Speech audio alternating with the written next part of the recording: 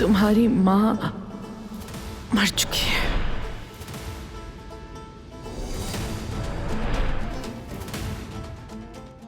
ये दर्द मेरे लिए नया है। ऐसा दर्द पहले कभी महसूस नहीं किया। इंसान चाहे कितनी ही उम्र का हो जाए, माँ की कमी हमेशा कमी ही रहती है। मुझे माफ करना बारान। अब से मैं खुद को मजबूत रखूंगी। फिर क्यों ना मेरा दिल आग ही बन जाए, मैं तुम्हारे लिए हमेशा संभल कर खड़ी रहूंगी। आपका शुक्रिया। एंजॉय करें। वैसे उस मोमेंट की सेल्फी नहीं होनी चाहिए, इतने दिनों से हमने नहीं ली। बाबा जरा फराद भाई के पास हो जाएं। जरा सा आप भी भाई की साइड हो जाएं भाभी।